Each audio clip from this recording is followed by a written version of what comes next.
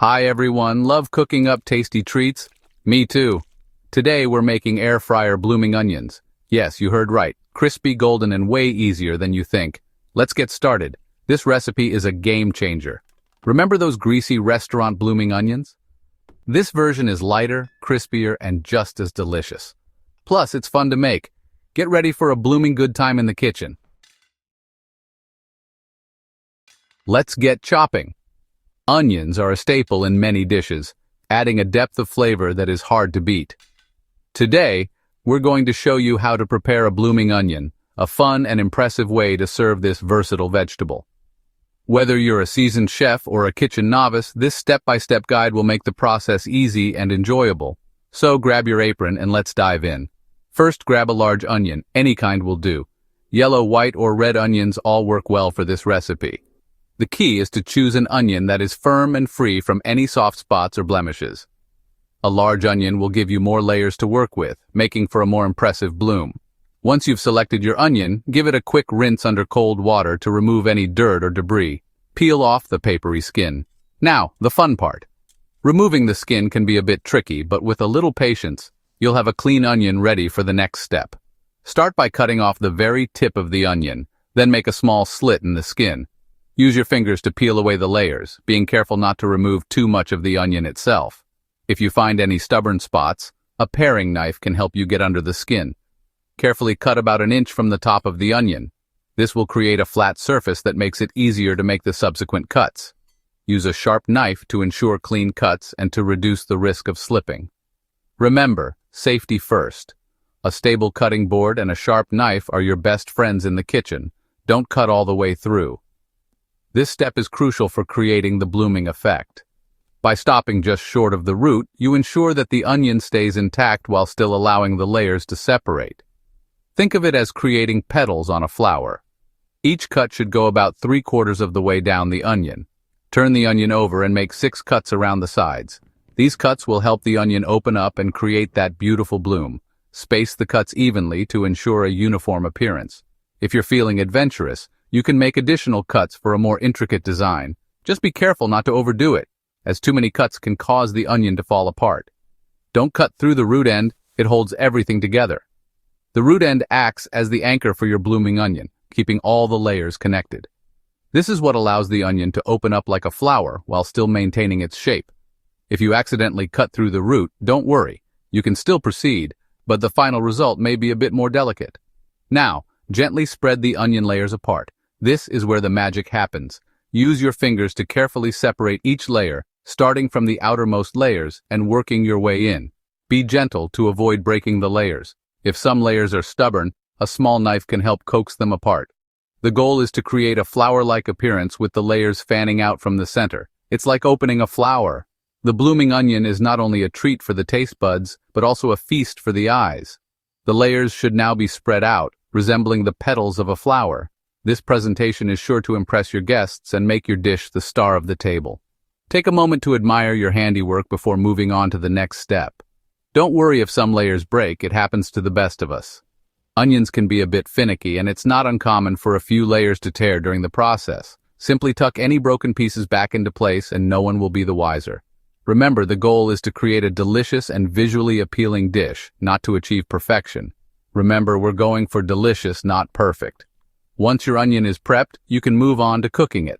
Whether you choose to bake, fry, or grill your blooming onion, the result will be a tasty and impressive dish that is sure to be a hit. Serve it with your favorite dipping sauce and enjoy the fruits of your labor. Happy cooking! Next, let's make our magic flour dip. This dip is perfect for making your fried foods extra crispy and delicious. It's a simple process, but the results are absolutely magical. Whether you're preparing chicken, fish, or even vegetables, this flour dip will elevate your dish to the next level. This helps everything stick together and get extra crispy. Grab 3 bowls. These bowls will be our stations for the dipping process. Make sure they are large enough to fit the items you will be coating. In the first bowl, add 1 cup of all-purpose flour. Flour is the base of our dip and will help create a nice, even coating on whatever you're frying. Make sure to measure it accurately for the best results. Season it up with your favorite spices. This is where you can get creative and add your own twist to the recipe. The spices will infuse the flour with flavor, making every bite more enjoyable. I love using paprika, garlic powder, and a pinch of cayenne pepper for a little kick. These spices not only add flavor, but also give a beautiful color to the coating. Feel free to adjust the quantities based on your taste preferences. In the second bowl, crack 2 eggs and whisk them together. The egg wash acts as a binding agent, helping the flour and breadcrumbs adhere to the food. Make sure to whisk the eggs thoroughly until they are well combined. This is our egg wash. It's an essential step in the dipping process, ensuring that the coating sticks properly and forms a crispy layer when fried. Finally, in the third bowl, add 1 cup of breadcrumbs. Breadcrumbs add texture and crunch to the coating, making it irresistibly crispy. You can use store-bought breadcrumbs or make your own at home. You can use plain breadcrumbs or panko breadcrumbs for extra crunch. Panko breadcrumbs are larger and lighter, giving a more airy and crispy texture. They are perfect for achieving that restaurant-quality crunch. I like to add some grated Parmesan cheese to my breadcrumbs for extra flavor. The cheese melts during frying, adding a rich, savory taste to the coating. It's a simple addition that makes a big difference. Now let's start dipping. Take your food item and first coat it in the seasoned flour. Make sure it's evenly coated, then dip it into the egg wash. Finally, roll it in the breadcrumbs until it's fully covered. Repeat this process for all your pieces. Once all your pieces are coated, they are ready for frying. Heat your oil to the right temperature and fry them until they are golden brown and crispy. Enjoy your perfectly crispy and flavorful fried food with this magic flour dip. Now, let's give our onion a dip. This is the first step in creating that irresistible crunch we all love. Start by taking your onion and dipping it into the flour mixture. Make sure to coat it thoroughly. The flour helps to create a base layer that the egg wash and breadcrumbs will stick to. It's important to get into all the nooks and crannies of the onion to ensure an even coating. Carefully dip the onion into the flour mixture, making sure to get in between all the layers. This step is crucial because it sets the foundation for the rest of the coating process. The flour acts as a dry barrier that will help the egg wash adhere better. Take your time and be thorough.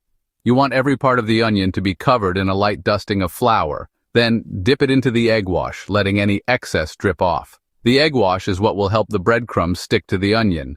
It's like the glue that holds everything together. Make sure the onion is well coated but not dripping with egg wash.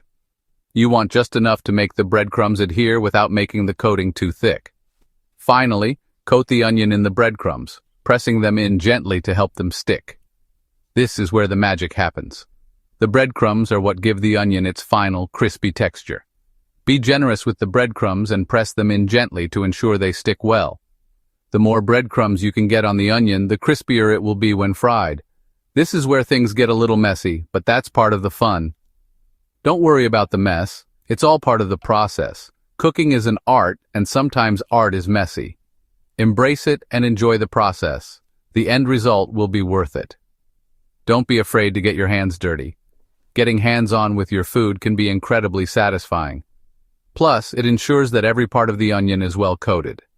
The more involved you are in the process, the better the end result will be. So roll up your sleeves and get in there.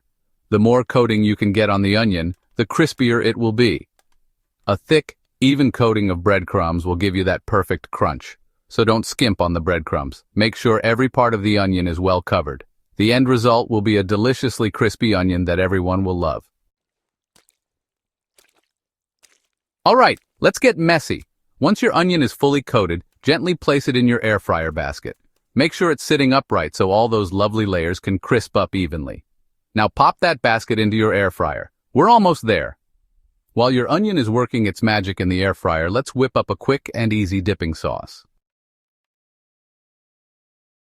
Section 6. Air fryer time. Set your air fryer to 375 degrees Fahrenheit. That's about 190 degrees Celsius. Cook your blooming onion for about 20 to 25 minutes, flipping it halfway through to ensure even cooking. Remember, all air fryers are different, so keep an eye on your onion and adjust cooking time as needed. You'll know it's done when the onion is golden brown and crispy. The smell alone will tell you it's ready. It's seriously irresistible. Section 7. Dipping sauce. Delight. For the dipping sauce, simply combine mayonnaise, ketchup, and a dash of hot sauce in a bowl. Mix it all up and you're good to go. You can also use your favorite dipping sauce, like ranch dressing or honey mustard. Get creative and experiment with different flavors. That's what cooking is all about. Section 8. The grand finale. Carefully remove the blooming onion from the air fryer. It will be hot, so be careful. Let it cool for a few minutes before serving. Serve your crispy blooming onion with your delicious dipping sauce and get ready to dig in. This recipe is perfect for sharing with friends and family, or just enjoying all by yourself. Section 9. Your blooming onion adventure awaits. So there you have it. A fun, easy, and absolutely delicious air fryer blooming onion recipe. I hope you give it a try and let me know what you think. Don't forget to share your creations with me on social media. Happy cooking!